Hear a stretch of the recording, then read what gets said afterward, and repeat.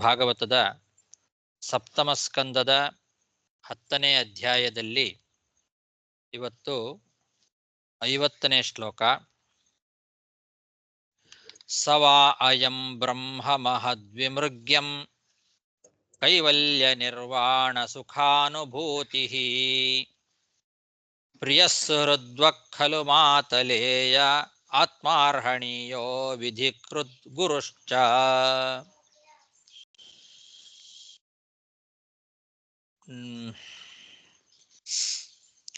ಯುಧಿಷ್ಠಿರನನ್ನ ಕುರಿತು ನಾರದ ಮಹರ್ಷಿಗಳು ಹೇಳ್ತಾ ಇದ್ದಾರೆ, ಸಾಕ್ಷಾತ್ ಭಗವಂತ ಮನುಷ್ಯ ರೂಪದಿಂದ ಶ್ರೀಕೃಷ್ಣನಾಗಿ ಅವತಾರ ಮಾಡಿ ನಿಮ್ಮ ಮನೆಯಲ್ಲೇ ಗುಪ್ತವಾಗಿ ವಾಸ ಮಾಡ್ತಾ ಇದ್ದಾನೆ. ನೀವು ಬಹಳ ಪುಣ್ಯವಂತರು ನೀವು ಅಂತ ಹಿಂದಿನ ಶ್ಲೋಕದಲ್ಲಿ ಹೇಳಿದ. ಆ ಕೃಷ್ಣನೇ ನಿಮಗೆ ಅತ್ಯಂತ ಪ್ರಿಯ ಮಿತ್ರ, ನಿಮ್ಮ ಸೋದರ ಮಾವನ ಮಗ. ಅಂತಹ ಕೃಷ್ಣ ನಿಮಗೆ ಪೂಜ್ಯನಾದ ಸ್ವಾಮಿಯಾಗಿದ್ದಾನೆ. ಆದರೂ ಕೂಡ ನಿಮ್ಮ ಆಜ್ಞೆಯನ್ನು ಪಾಲಿಸ್ತಾನೆ. ನೀವು ಹೇಳಿದ ಹಾಗೆ ಕೇಳ್ತಾನೆ, ನಿಮಗೆ ಹಿತವನ್ನೇ ಉಪದೇಶ ಮಾಡ್ತಾನೆ. ಎಂಥ ಪುಣ್ಯ ಮಾಡಿದ್ದೀರಿ ನೀವು.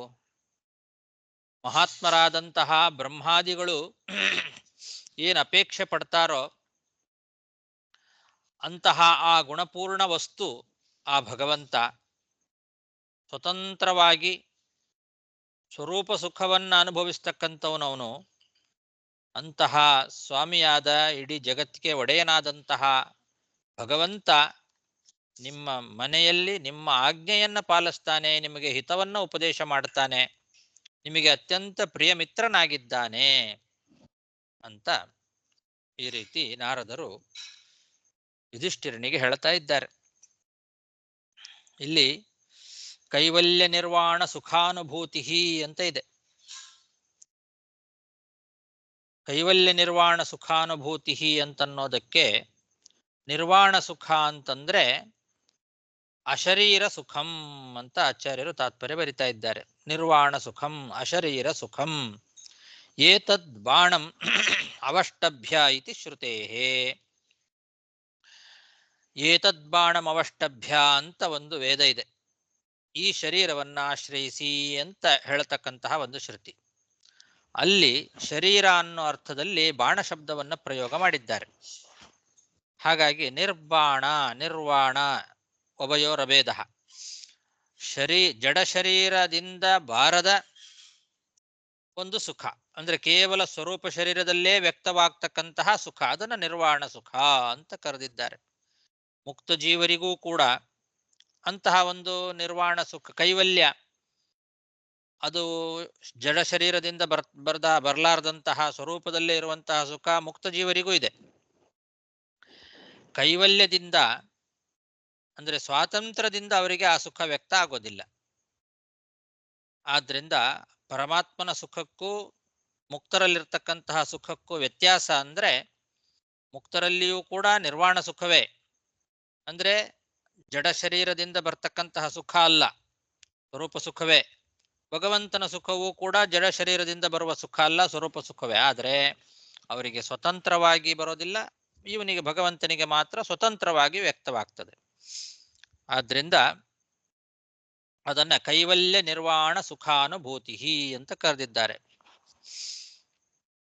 ಬೇರೆ ವ್ಯಾಖ್ಯಾನಕಾರರು ಕೈವಲ್ಯ ಅಂತನ್ನೋ ಶಬ್ದಕ್ಕೆ, ಕೈವಲ್ಯ ನಿರ್ವಾಣ ಅನ್ನೋ ಶಬ್ದಕ್ಕೆ ಮೋಕ್ಷ ಅಂತಾನೆ ಅರ್ಥ ಮಾಡಿದ್ದಾರೆ. ಕೈವಲ್ಯ ಅನ್ನೋ ಶಬ್ದಕ್ಕೂ ಮೋಕ್ಷ, ನಿರ್ವಾಣ ಅನ್ನೋ ಶಬ್ದಕ್ಕೂ ಮೋಕ್ಷ ಅಂತ.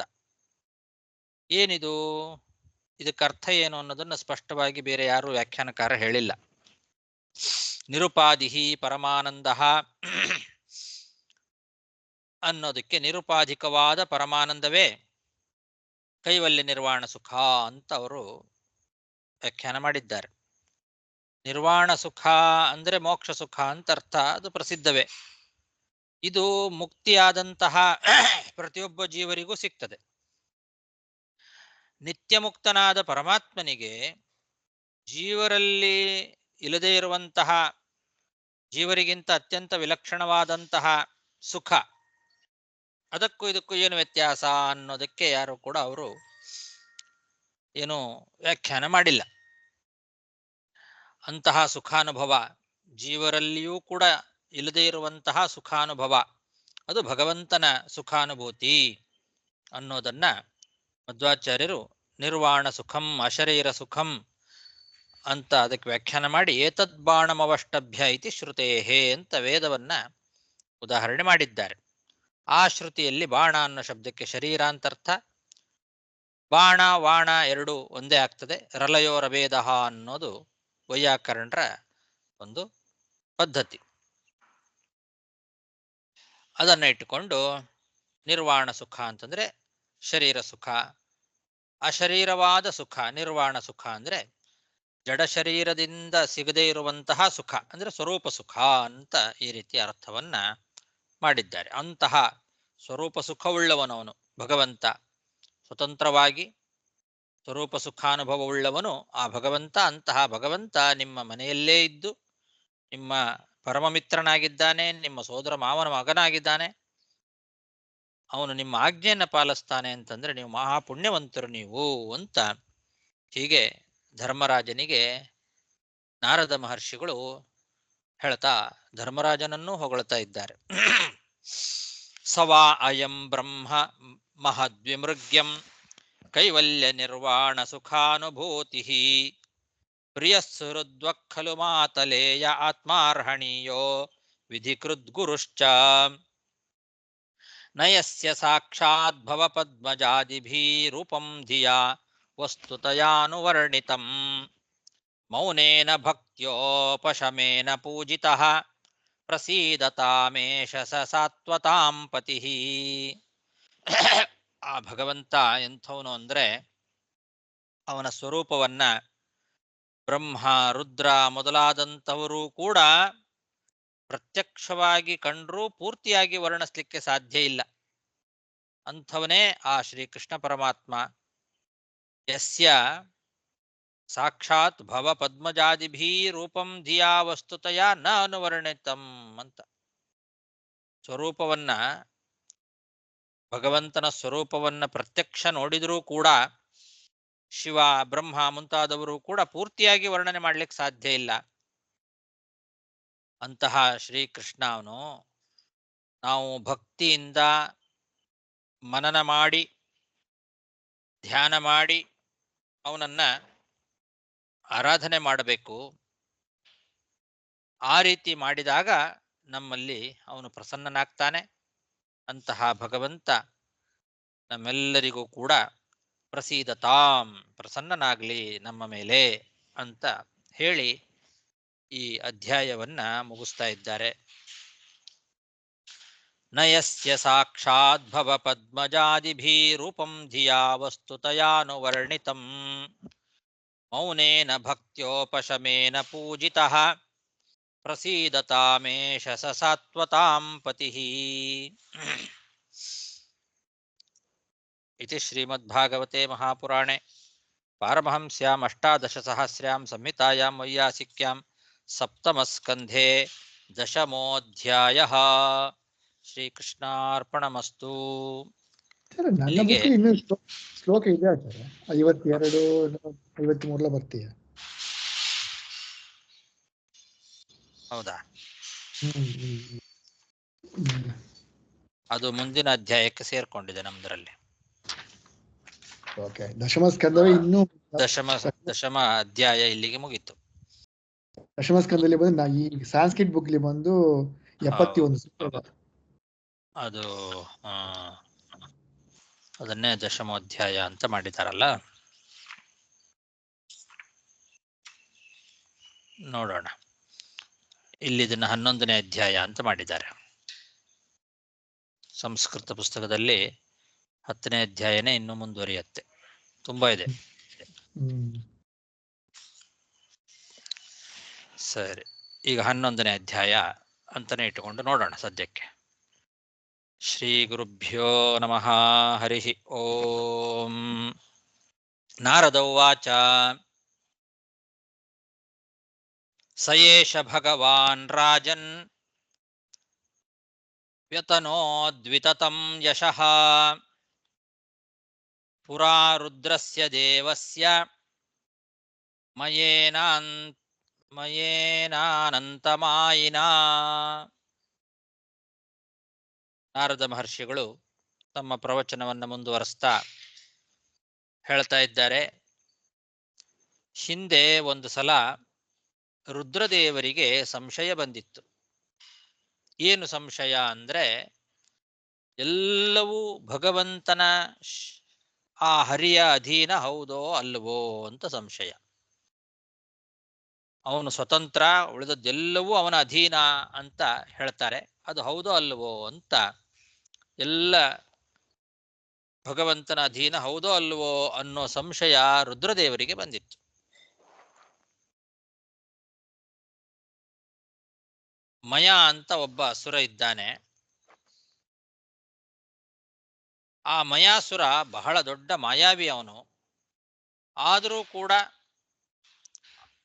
ಅಲ್ಪನಾದಂತಹ ಆ ಮಯಾಸುರನಿಂದ ರುದ್ರದೇವರಿಗೆ ವಿರೋಧವಾಗಿ ಪ್ರತಿಕ್ರಿಯೆ ಮಾಡುವ ಮೂಲಕ ಆ ಭಗವಾನ್ ರುದ್ರನ ಆ ಸಂಶಯವನ್ನ ಪರಿಹಾರ ಮಾಡಿದ್ದಂತೆ. ಮಯಾಸುರ ಅನ್ನೋನು ಅವನು ಬಹಳ ಅಲ್ಪ,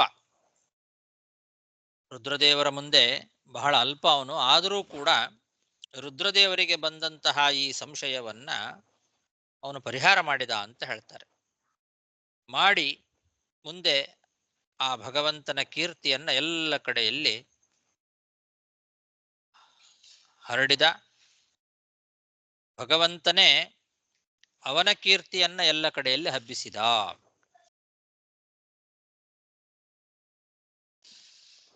ಸಯೇಷ ಭಗವಾನ್ ರಾಜನ್. ಇಲ್ಲಿ ಇದಕ್ಕೆ ಆಚಾರ್ಯರು ತಾತ್ಪರ್ಯ ಬರೆದಿದ್ದಾರೆ.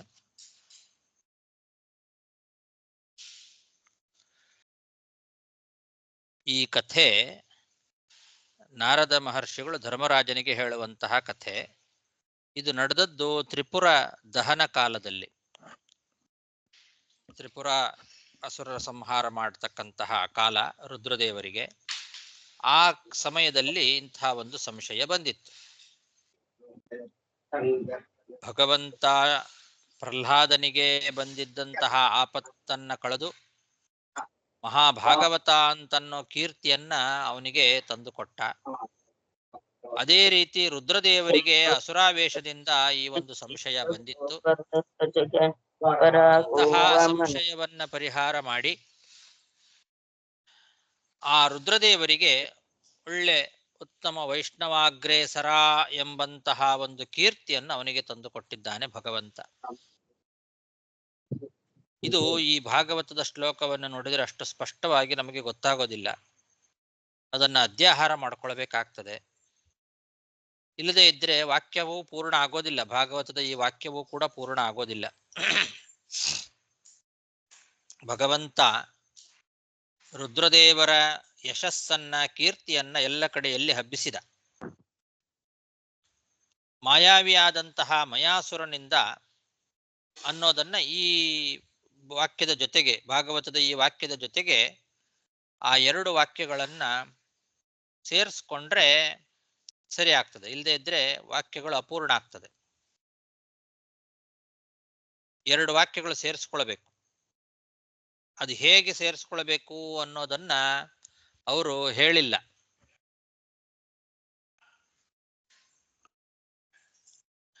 ವೈಷ್ಣವಾಗ್ರಣಿ ಎಂಬಂತಹ ಯಶಸ್ಸಿಗೆ ಘಾತವಾಗಿರ್ತಕ್ಕಂತಹ ಭಗವಂತನ ಸರ್ವೇಶ್ವರತ್ವದ ಬಗ್ಗೆ ಮೂಡಿರ್ತಕ್ಕಂತಹ ಸಂಶಯವನ್ನ ಕಳೆಯುವ ಮೂಲಕ ಅನ್ನೋ ವಾಕ್ಯವನ್ನ ಸೇರಿಸ್ಕೊಳ್ಬೇಕು. ಆವಾಗ ಅದು ಪೂರ್ತಿ ಆಗ್ತದೆ. ಎರಡನೇ ವಾಕ್ಯದಲ್ಲಿ ಬಹು ಮಾಯಾವಿಯಾದಂತಹ ಮಯಾಸುರನಿಂದ ರುದ್ರದೇವರಿಗೆ ಅವರು ಏನು ಮಾಡಿಸಿದ ಅನ್ನೋದನ್ನ ಹೇಳಿಲ್ಲ. ರುದ್ರದೇವರು ತ್ರಿಪುರಾಸುರರನ್ನ ಸಂಹಾರ ಮಾಡಲಿಕ್ಕೆ ಪ್ರಯತ್ನ ಮಾಡಿದ್ರು, ಆಗಲಿಲ್ಲ. ಆ ಕ್ರಿಯೆಗೆ ಪ್ರತಿಯಾಗಿ ಮಯಾಸುರ ಆ ಅಸುರರನ್ನ ಸಿದ್ಧರಸದ ಬಾವಿಯಲ್ಲಿ ಹಾಕಿ ತಿರುಗಿ ಬದುಕಿಸುವಂತಹ ಕ್ರಿಯೆಯನ್ನ ಮಾಡಿದ.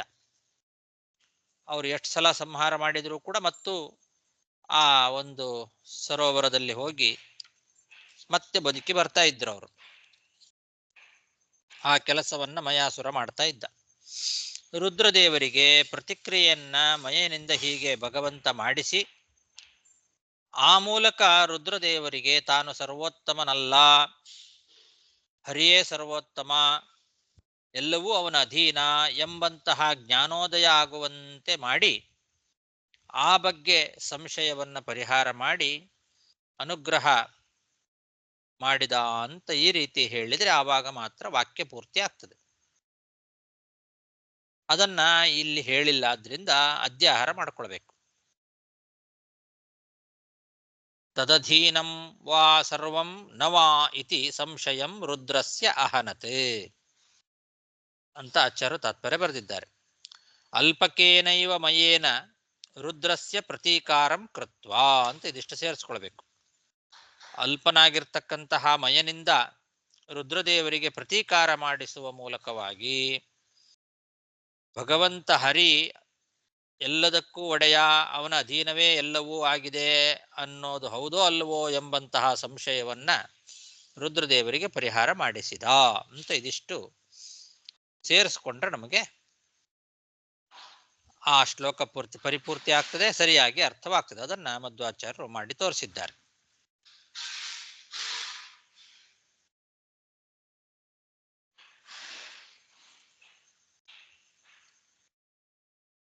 ಆಚಾರ್ಯ ನಮಸ್ಕಾರ ಆಚಾರ್ಯ. ಅದರಲ್ಲಿ ಒಂದು ಶ್ರುತಿ ವಾಕ್ಯಗಳನ್ನ ಕೊಟ್ಟು ಅದೆಲ್ಲ ಸ್ವಲ್ಪ ಸಂಶಯ ಬಂತು ಅಂತ ಹೇಳ್ತಾರೆ. ಅದೇ ತರ ನೀವು ಹೇಳಿದ ಪ್ರಕಾರ ಇದು ಅಧ್ಯಾಯ ಬಂದು ಅಸ್ಮಿನ್ ಅಧ್ಯಾಯ ಹಾಕಿದ್ದಾರೆ. ಅದು ಹೊಸ ಅಧ್ಯಾಯ ಏನೋ ಗೊತ್ತಿಲ್ಲ. ಪದ್ಮನಾಭನಲ್ಲಿ ಬಂದು ಅಸ್ಮಿನ್ ಅಧ್ಯಾಯ ಹರೋ ಅದು ಹೇಳುವಾಗ ಏಕೋ ರುದ್ರನ ದ್ವಿತೀಯೋ ಅವತಸ್ತೆ ಇತ್ಯಾದಿ ಶ್ರುತೇ ಅದೆಲ್ಲ ಹೇಳ್ತಾರೆ. ಈಶಾನ ಸರ್ವವಿದ್ಯಾನಾಂ ಈಶ್ವರ ಸರ್ವಭೂತಾನಾಂ ಇತ್ಯಾದಿ ಮಂತ್ರೈಹಿ ಇದೆಲ್ಲ ಹೇಳಿ ರುದ್ರನೇ ಬಂದು ಹರಿಕೆ ಎಲ್ಲ ಇದು ಅದೆಲ್ಲ ಹೇಳಿದ್ದಾರೆ. ಸ್ವಲ್ಪ ಅದು ಮುಗಿದರೆ ಹೇಳಿ ಆಚಾರ್ಯ. ಅದು ಅದೇ ಅಸ್ಮಿನ್ ಅಧ್ಯಾಯ ಅಂತ ಶುರು ಮಾಡಿದ್ದಾರೆ. ಆದ್ರಿಂದ ಇಲ್ಲಿಂದ ಬೇರೆ ಅಧ್ಯಾಯ ಅನ್ನೋದು ಅವರ ವ್ಯಾಖ್ಯಾನದಿಂದಲೂ ಗೊತ್ತಾಗತ್ತೆ. ಅಸ್ಮಿನ್ ಅಧ್ಯಾಯ ಇದು ವಿಜಯಧ್ವಜ ತೀರ್ಥರ ಪ್ರಕಾರನೂ ಕೂಡ ಅಸ್ಮಿನ್ ಅಧ್ಯಾಯ ಅಂತ ಪ್ರಾರಂಭ ಮಾಡಿದ್ದಾರೆ. ಹಾಗಾಗಿ ಇದು ಇಲ್ಲಿಂದ ಬೇರೆ ಅಧ್ಯಾಯ ಪ್ರಾರಂಭ ಅವರ ಪ್ರಕಾರನೂ ಕೂಡ 11ನೇ ಅಧ್ಯಾಯ. ಮತ್ತೆ ಇವ್ರದ್ದು ಅಷ್ಟೇ, ಮಂದನಂದಿನಿಯಲ್ಲೂ ಅಸ್ಮಿನ್ ಅಧ್ಯಾಯ ಅಂತ ಪ್ರಾರಂಭ ಮಾಡಿದ್ದಾರೆ. ಈ ಅಧ್ಯಾಯದಲ್ಲಿ ಏನು ಹೇಳ್ತಾರೆ ಅಂತ ಪೀಠಿಕೆ ಎಲ್ಲ ಅಧ್ಯಾಯದಲ್ಲಿ ಕೊಡುವಂತೆ ಇಲ್ಲೂ ಕೊಟ್ಟಿದ್ದಾರೆ. ಹಾಗಾಗಿ ಇದು ಬೇರೆ ಅಧ್ಯಾಯನೇ, ಅಲ್ಲಿ ಇದು ಆಗಿದೆ ಅಷ್ಟೆ. ನೀವು ಇನ್ನೊಂದು ಯಾವ್ದೋ ಹೇಳಿದ್ರಲ್ಲ, ಏನು ಕೆಲವು ಶ್ರುತಿ ವಾಕ್ಯಗಳನ್ನ ಕೊಟ್ಟು ಸತ್ಯಧರ್ಮ ಹೌದು ಆಚಾರ್ಯ ವಿಜಯದಲ್ಲಿ ಬಂದು ಏಕೋ ರುದ್ರನ ದ್ವಿತೀಯೋ ಅವಸ್ಥೆ ಅದೆಲ್ಲ ಹೇಳಿ, ಈಶಾನ ಸರ್ವವಿದ್ಯಾನಾಂ ಈಶ್ವರ ಸರ್ವಭೂತಾನಾಂ ಅದೆಲ್ಲ ಮಂತ್ರ ಎಲ್ಲ ಹೇಳಿ, ಇದರಿಂದ ಒಂದು ಒಂದು ಸಂಶಯ ಬರ್ಲಿಕ್ಕೆ ಒಂದು ಅವಕಾಶ ಅಂತ ಅದು ಕೊಟ್ಟಿದ್ದಾರೆ. ಅದು ಈ ತರ ಎಲ್ಲ ವಾಕ್ಯ ಇರೋದ್ರಿಂದ ರುದ್ರದೇವರಿಗೇನೆ ಸರ್ವೋತ್ತಮತ್ವವನ್ನು ಹೇಳತಕ್ಕಂತಹ ರೀತಿಯಲ್ಲಿ ಕಾಣಿಸ್ತಾ ಇದೆ. ಆದ್ರಿಂದ ರುದ್ರನೇ ಸರ್ವೋತ್ತಮ ಅನ್ನೋ ರೀತಿ ಸಂಶಯ ಬರ್ಲಿಕ್ಕೆ ಅವಕಾಶ ಇದೆ. ಹಾಗಾಗಿ ಹರಿಯೇ ಸರ್ವೋತ್ತಮ, ಹರಿಯ ಅಧೀನ ಎಲ್ಲವೂ ಕೂಡ ಹೌದೋ ಅಲ್ವೋ ಅನ್ನೋ ಸಂಶಯ ಬಂದ್ಬಿಡ್ತು ಆ ಮಂತ್ರಗಳನ್ನು ನೋಡಿದ್ರಿಂದ. ಅದನ್ನ ಈ ರೀತಿಯಾಗಿ ಪರಿಹಾರ ಮಾಡಿಸಿದ ಭಗವಂತ. ಯಾರಿಂದ? ಇವನಿಂದ, ಮಯಾಸುರನಿಂದ ಸಂಹಾರ ಮಾಡಿಸಿದ, ಪರಿಹಾರ ಮಾಡಿಸಿದ. ಅವನು ಅಲ್ಪ ನಿಜ ಹೇಳಬೇಕು ಅಂದ್ರೆ, ಆದ್ರೂ ಅವನಿಂದ ಈ ರೀತಿ ಮಾಡಿಸಿ ಪರಿಹಾರ ಮಾಡಿಸಿದ ಅಂತ ಇಟ್ಟುಕೊಳ್ಬೇಕು. ಓಕೆ ಆಚಾರ್ಯ.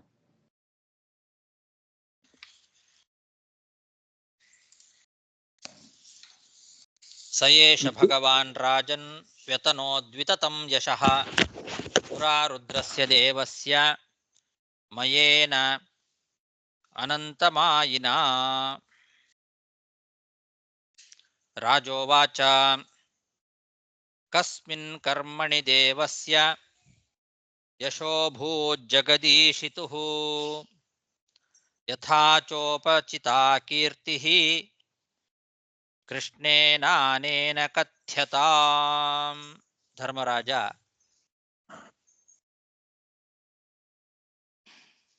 ಮತ್ತೆ ಮಾತಾಡ್ತಾ ಇದ್ದಾನೆ. ಈ ರೀತಿ ಹೇಳಿದ ತಕ್ಷಣದಲ್ಲೇ ಈ ಮಯಾಸುರ ಯಾವ ಕಾರ್ಯದಲ್ಲಿ ಈ ಜಗದೀಶನಾದಂತಹ ರುದ್ರದೇವರಿಗೆ ವಿರೋಧ ಮಾಡಿದ,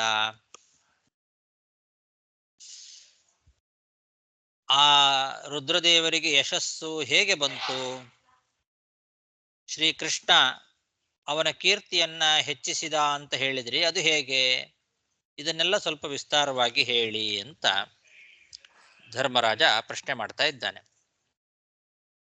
ಮಯಾಸುರ ಅವನಿಗೆ ವಿರೋಧ ಮಾಡಿದ ಅಂತ ಹೇಳಿದ್ರಿ, ಯಾವ ವಿಷಯದಲ್ಲಿ ವಿರೋಧ ಮಾಡಿದ, ಅವನ ಕೀರ್ತಿಯನ್ನ ಭಗವಂತ ಹೇಗೆ ಹಬ್ಬಿಸಿದ, ಅವನಿಗೆ ಹೇಗೆ ಯಶಸ್ಸು ಬಂತು, ಇದರ ಬಗ್ಗೆ ಹೇಳಿ ಅಂತ ಧರ್ಮರಾಜ ಪ್ರಶ್ನೆ ಮಾಡ್ತಾ ಇದ್ದಾನೆ. ಇಲ್ಲಿಯೂ ಕೂಡ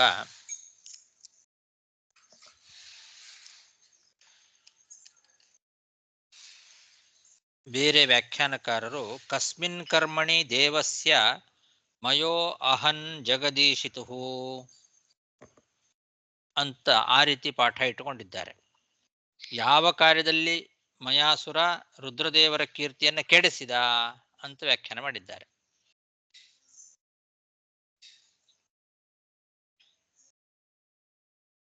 ಕೆಡಿಸಿಲ್ಲ ಯಾರು ಕೂಡ, ಅವನನ್ನ ಕೆಡಿಸಿಲ್ಲ, ಅಡ್ಡಿ ಮಾಡಿದಾನೆ ಅಷ್ಟೆ. ಆದ್ರಿಂದ ಹೇಗೆ ಕೆಡಿಸಿದ ಅಂತ ಆ ರೀತಿ ವ್ಯಾಖ್ಯಾನ ಮಾಡೋದು ಸರಿಯಲ್ಲ.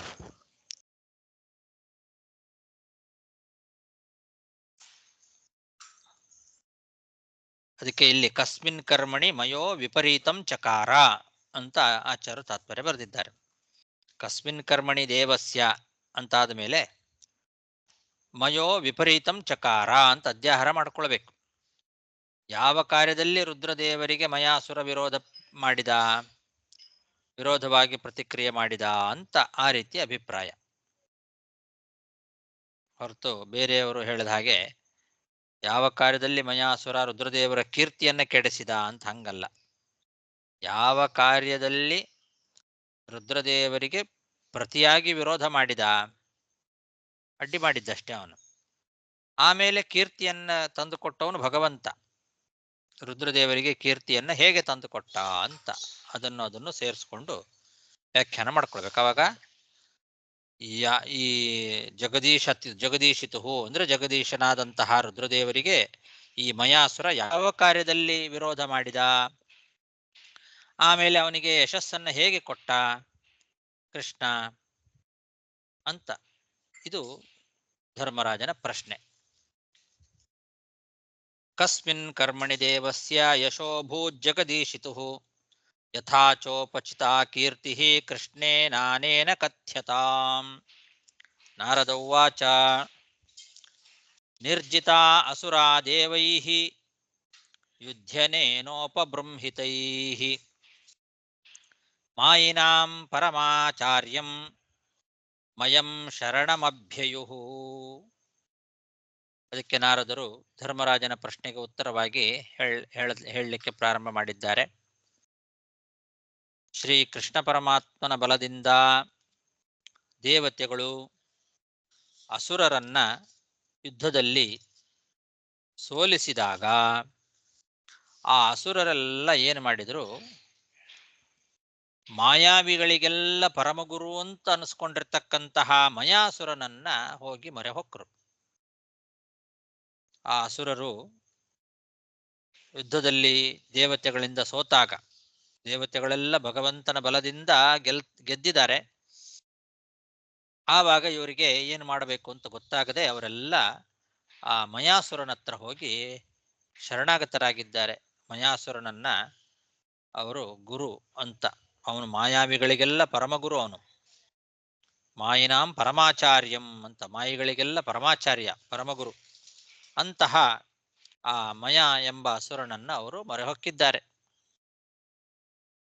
ನಿರ್ಜಿತಾ ಅಸುರಾ ದೇವೈಃ ಯುಧ್ಯನೇನೋಪಬೃಂಹಿತೈಃ ಮಾಯಿನಾಂ ಪರಮಾಚಾರ್ಯಂ ಮಯಂ ಶರಣಮಭ್ಯಯುಃ ಸನಿರ್ಮಮೇ ಪುರಸ್ತಿಸ್ರೋ ಹೈಮ ರೌಪ್ಯಾಯಸೀರ್ವಿಭುಃ ದುರ್ಲಕ್ಷ್ಯಾಪಾಯ ಸಂಯೋಗಾಃ ದುರ್ಲಕ್ಷೋರುಪರಿಚ್ಛದಾಃ. ಈ ರೀತಿ ಆದಾಗ ಆ ಮಯಾಸುರ ಏನು ಮಾಡಿದ ಅಂದ್ರೆ, ಅಸುರರೆಲ್ಲ ಬಂದು ತನ್ನನ್ನು ಶರಣಾಗತರಾದಾಗ ಅವನು ಒಟ್ಟು 3 ಪಟ್ಟಣಗಳನ್ನ ನಿರ್ಮಾಣ ಮಾಡಿಕೊಟ್ಟನಂತವರಿಗೆ. ಒಂದು ಬಂಗಾರದ ಪಟ್ಟಣ, ಎರಡನೇದ್ದು ಬೆಳ್ಳಿಯ ಪಟ್ಟಣ, ಮೂರನೇದ್ದು ಕಬ್ಬಿಣದ ಪಟ್ಟಣ. ಹೀಗೆ ಒಟ್ಟು 3 ಪುರಗಳು, ಬಂಗಾರದ ಪುರ, ಬೆಳ್ಳಿಯ ಪುರ, ಕಬ್ಬಿಣದ ಪುರ. ಇವುಗಳನ್ನೇ ತ್ರಿಪುರ ಅಂತ ಕರೆಯೋದು. ಈ 3 ಪುರಗಳನ್ನ ಮಯಾಸುರ ನಿರ್ಮಾಣ ಮಾಡಿಕೊಟ್ಟಿದ್ದಾನೆ ತನ್ನ ಮಾಯೆಯಿಂದ.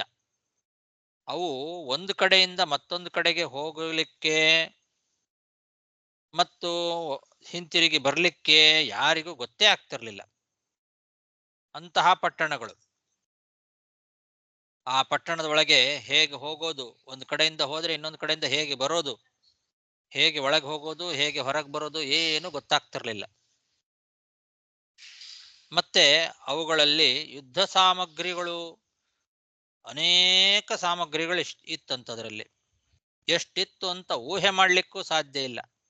ಅಷ್ಟು ಯುದ್ಧದ ಸಾಮಗ್ರಿಗಳೆಲ್ಲ ಆ ಒಂದು ಪಟ್ಟಣದ ಒಳಗೆ ಇದ್ವಂತೆ. ಅಂತಹ ಒಂದು ಉತ್ತಮವಾದ 3 ಪುರಗಳನ್ನ ನಿರ್ಮಾಣ ಮಾಡಿಕೊಟ್ಟಿದ್ದಾನೆ ಮಯಾಸುರ. ಸನಿರ್ಮಮೇ ಪುರಸ್ತಿಸ್ರೋ ಹೈಮ ರೌಪ್ಯಾಯಸೀರ್ ವಿಭುಃ ದುರ್ಲಕ್ಷ್ಯಾಪಾಯ ಸಂಯೋಗಾ ದುರ್ಲಕ್ಷೋರುಪರಿಚ್ಛದಾಃ.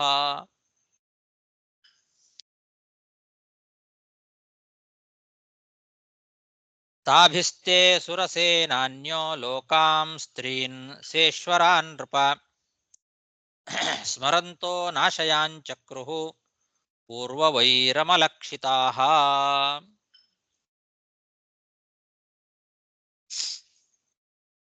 ಈ ಅಸುರರ ಸೇನಾಧಿಪತಿಗಳು ಏನು ಮಾಡಿದ್ರು, ಹಿಂದಿನ ಆ ಒಂದು ವೈರವನ್ನ ನೆನೆಸ್ಕೊಳ್ತಾ ಅದೃಶ್ಯರಾಗಿ ಆ ಒಂದು 3 ಪಟ್ಟಣಗಳ ಸಹಾಯದಿಂದ 3 ಲೋಕಗಳನ್ನ ನಾಶ ಮಾಡಲಿಕ್ಕೆ ಪ್ರಾರಂಭ ಮಾಡಿದರು. ಈ 3 ಪಟ್ಟಣಗಳೇನಿದ್ದಾವೆ, ಮಯಾಸುರ ನಿರ್ಮಾಣ ಮಾಡಿಕೊಟ್ಟಂತಹ ಪಟ್ಟಣ, ಅದರೊಳಗೆ ಹೋದ್ರೆ ಯಾರಿಗೂ ಗೊತ್ತೇ ಆಗ್ತಿರ್ಲಿಲ್ಲ. ಎಲ್ಲಿ ಹೋದ್ರು, ಎಲ್ಲಿದ್ದಾರೆ, ಏನ್ ಮಾಡ್ತಾ ಇದ್ದಾರೆ ಒಂದು ಗೊತ್ತಾಗ್ತಿರ್ಲಿಲ್ಲ. ಕಣ್ಣಿಗೆ ಕಾಣಿಸ್ತಾ ಇರಲಿಲ್ಲ, ಅದೃಶ್ಯರಾಗಿ ಬಿಡ್ತಾ ಇದ್ರು. ಹಾಗಾಗಿ ಅದೃಶ್ಯರಾಗಿ ಆ ಪಟ್ಟಣಗಳ ಸಹಾಯದಿಂದ 3 ಲೋಕಗಳನ್ನೇ ನಾಶ ಮಾಡಬೇಕು ಅಂತ ಎಲ್ಲ ಅಸುರ ಸೇನಾಧಿಪತಿಗಳೆಲ್ಲ ಹೊರಟಿದ್ದಾರೆ. ತಾಭಿಸ್ತೆ ಸುರಸೇನಾನ್ಯೋ ಲೋಕಾಂ ಸ್ತ್ರೀನ್ ಸೇಶ್ವರಾನ್ ನೃಪ ಪರಂತೋ ನಾಶಯಾಂ ಚಕ್ರುಃ ಪೂರ್ವವೈರಮಲಕ್ಷಿತಾಃ. ತತಸ್ತೆ ಸೇಶ್ವರಾ ಲೋಕಾಃ ಉಪಾಸಾದ್ಯೋಚಿರೇ ವಿಭುಂ ತ್ರಾಹಿನಸ್ತಾವಕಾನ್ ದೇವ ವಿನಷ್ಟಾಂ ತ್ರಿಪುರಾಲಯೈಃ. ಈ ರೀತಿಯ ಅಸುರರು ಲೋಕಗಳನ್ನೆಲ್ಲ ನಾಶ ಮಾಡಲಿಕ್ಕೆ ಅಂತ ಹೊರಟಾಗ ಬರ್ತಿರು. ಲೋಕಪಾಲರ ಜೊತೆಗೆ ರುದ್ರದೇವರನ್ನ ಮೊರೆ ಹೊಕ್ಕಿದ್ದಾರೆ ಎಲ್ಲ ದೇವತೆಗಳು. ಎಲ್ಲ ಲೋಕಗಳು ಕೂಡ ಲೋಕಪಾಲಕರ ಜೊತೆಗೆ ಹೊರಟಿದ್ದಾರೆ.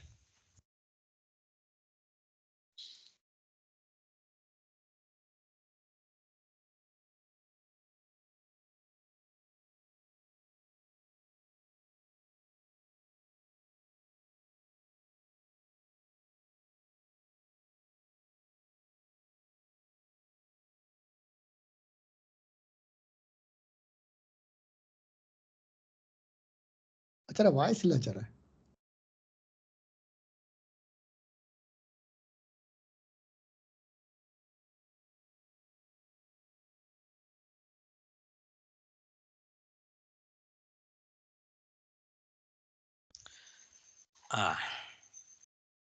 ಕೇಳಿಸ್ತಾ ಇದೆಯಾ ಇವಾಗ?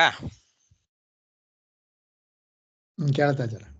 ಇದು ಆ 3 ಪಟ್ಟಣಗಳು ಮಾಯಾ ನಿರ್ಮಿತವಾದ ಪಟ್ಟಣಗಳು.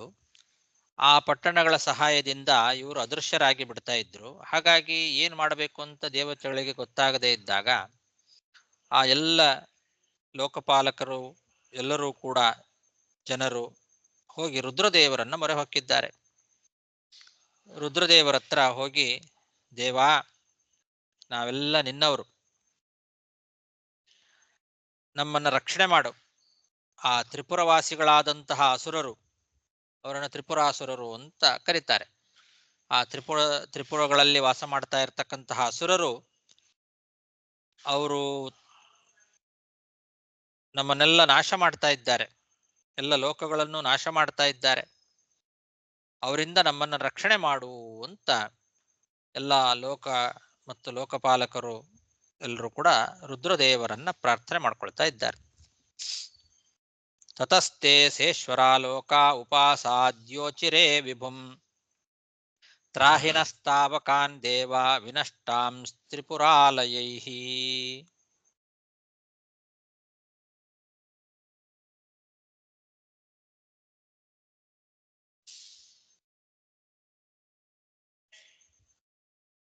ಒಂದು ನಿಮಿಷ.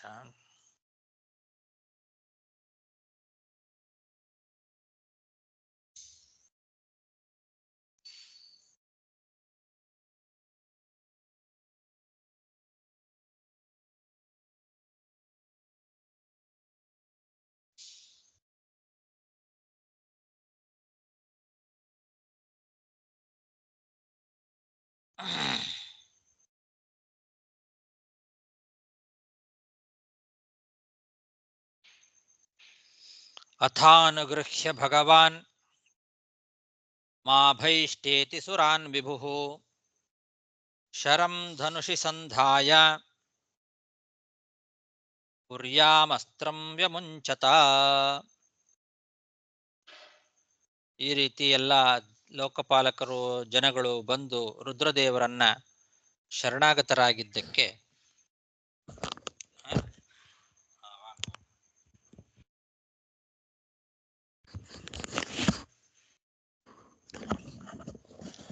ರುದ್ರದೇವರು ಏನು ಮಾಡಿದ್ರು, ದೇವತೆಗಳಿಗೆಲ್ಲ ಅಭಯವನ್ನ ಕೊಟ್ಟಿದ್ದಾರೆ. ಏನು ಹೆದರಬೇಡ್ರಿ, ನಾನು ನಿಮ್ಮನ್ನ ರಕ್ಷಣೆ ಮಾಡ್ತೇನೆ ಅಂತ ಆ ದೇವತೆಗಳಿಗೆಲ್ಲ ಅನುಗ್ರಹ ಮಾಡಿ ತಾವು ಬಿಲ್ಲನ್ನ ಎತ್ತುಕೊಂಡು ಆ ಬಿಲ್ಲಿಗೆ ಬಾಣವನ್ನ ಹೂಡಿ ಆ 3 ಪಟ್ಟಣಗಳ ಮೇಲೆ ಅಸ್ತ್ರ ಪ್ರಯೋಗ ಮಾಡ್ತಾರೆ.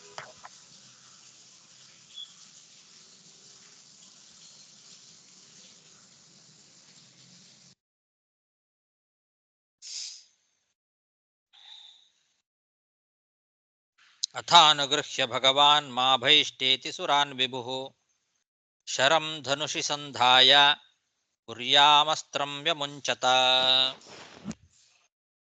ತತೋಗ್ನಿವರ್ಣಾಯಿಷವಃ ಉತ್ಪೇತುಃ ಸೂರ್ಯಮಂಡಲಾತ್ ಯಥಾ ಮಯೂಖ ಸಂದೋಹಾಃ ನಾದೃಶ್ಯಂತ ಪುರೋ ಯತಃ. ರುದ್ರದೇವರು ಪ್ರಯೋಗ ಮಾಡಿರ್ತಕ್ಕಂತಹ ಅಸ್ತ್ರಗಳೇನಿದ್ದಾವಲ್ಲ, ಬಾಣಗಳು, ಅದು ಬೆಂಕಿಯಂತೆ ಹೊಳಿತಾ ಇದೆ. ಬಿಲ್ಲಿನಿಂದ ಬೆಂಕಿಯಂತೆ ಹೊಳಿತಾ ಮೇಲೆದ್ದು ಬಂದಿದ್ದಾವೆ ಬಾಣಗಳು. ಹೇಗೆ ಅಂದ್ರೆ ಸೂರ್ಯಮಂಡಲಾತ್, ಸೂರ್ಯಮಂಡಲದಿಂದ ಕಿರಣಗಳು ಹೇಗೆ ಪ್ರಾದುರ್ಭವಿಸ್ತಾವೋ ಹಾಗೆ ರುದ್ರದೇವರ ಬಿಲ್ಲಿನಿಂದ ಬೆಂಕಿಯಂತೆ ಹೊಳಿತಾ ಇರತಕ್ಕಂತಹ ಬಾಣಗಳೆಲ್ಲ ಮೇಲೆದ್ದು ಬಂದಿದ್ದಾವೆ. ಆ ರೀತಿ ಬಾಣ ಪ್ರಯೋಗ ಮಾಡಿದ್ರಿಂದ ಆ ಪಟ್ಟಣಗಳೆಲ್ಲ ಕಾಣಿಸದೇ ಇರುವ ಹಾಗೆ ಆಗಿಬಿಟ್ಟಿದ್ದಾವೆ.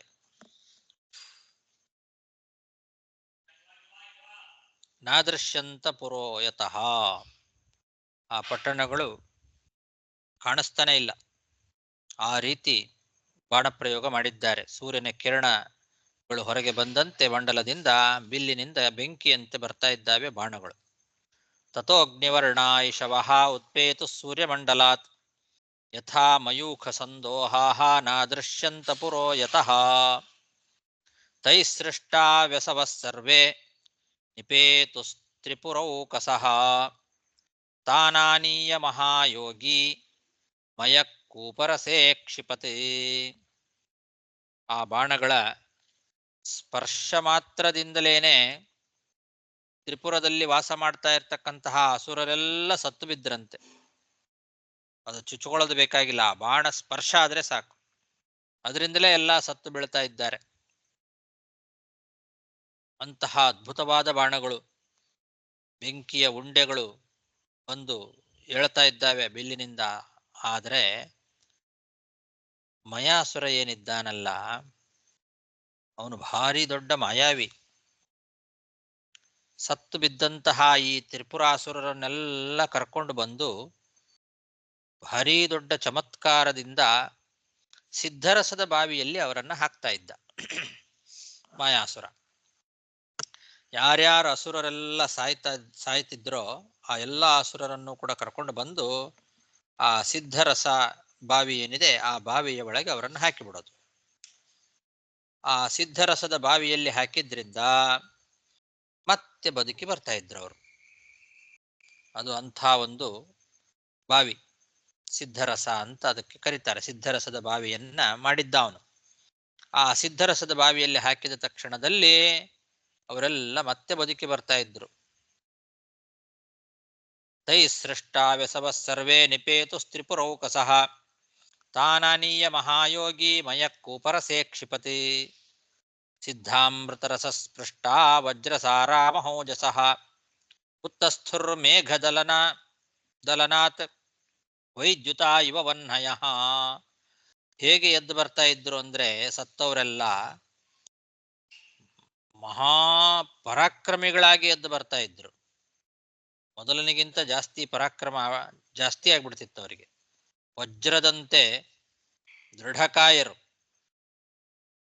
ಅವರ ಶರೀರ ವಜ್ರದಂತೆ ಆಗ್ಬಿಡ್ತಾ ಇತ್ತು. ಯಾಕೆಂದ್ರೆ ಅದು ಅಮೃತದ ರಸ ಅಂತೆ. ಸಿದ್ಧರಸ ಅನ್ನೋದು ಅಮೃತದಂತೆನೇ ಇತ್ತು. ಅಮೃತ ಅಲ್ಲ, ಅಮೃತದಂತೆನೇ ಇರುವಂತಹ ಒಂದು ರಸ ಅದು. ಹಾಗಾಗಿ ಅದರಲ್ಲಿ ಬಿದ್ದು ಎದ್ದು ಬಂದವರು ದೃಢಕಾಯರಾಗ್ಬಿಡ್ತಾ ಇದ್ರು, ವಜ್ರದಂತೆ. ವಜ್ರಸಾರಾಹ ಮಹೋಜಸಃ, ಭಾರೀ ಪರಾಕ್ರಮ. ಆ ರೀತಿ ಸತ್ತವರನ್ನೆಲ್ಲ ಬದುಕಿಸ್ತಾ ಇದ್ದ ಮಯಾಸುರ. ಎಷ್ಟು ಸಲ ರುದ್ರದೇವರು ಬಾಣಪ್ರಯೋಗ ಮಾಡಿ ಅವರನ್ನ ಸಾಯಿಸಿದ್ರು ಕೂಡ ಪುನಃ ಮತ್ತೆ ಮತ್ತೆ ಎದ್ದು ಬರ್ತಾ ಇದ್ರು. ಮೋಡಗಳನ್ನ ಭೇದಿಸಿ ಮಿಂಚು ಹೇಗೆ ಆ ಮಿಂಚಿನ ಬೆಂಕಿ ಎದ್ದು ಬರ್ತದೋ ಹಾಗೆ ವೈದ್ಯುತಾ ಇವ ವಹ್ನಯಃ ಮೇಘದಲನಾತ್, ಮೋಡಗಳನ್ನ ಸೀಳಿಕೊಂಡು ಮಿಂಚಿನ ಬೆಂಕಿ ಎದ್ದು ಬರುವಂತೆ ಅವರೆಲ್ಲ ಆ ಸಿದ್ಧರಸದಲ್ಲಿ ಮುಳುಗಿ ಮತ್ತೆ ದೃಢಕಾಯರಾಗಿ ಬರ್ತಾ ಇದ್ರು ಎಲ್ಲ ಅಸುರರು. ಸಿದ್ಧಾಮೃತರಸ ಸ್ಪೃಷ್ಟಾ ವಜ್ರಸಾರಾ ಮಹೋಜಸಃ ಉತ್ತಸ್ಥುರ್ಮೇಘದಲನಾತ್ ವೈದ್ಯುತಾ ಇವ ವಹ್ನಯಃ. ಸಾಕು. ಶ್ರೀಕೃಷ್ಣಾರ್ಪಣಮಸ್ತು.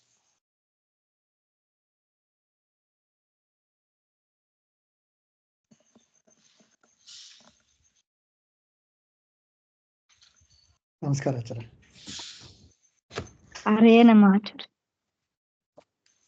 ನಮಸ್ಕಾರ. ನಮಸ್ಕಾರ. ಹರೇ ನಮಃ. ಹರೇ ನಮಃ. ನಮಸ್ಕಾರ.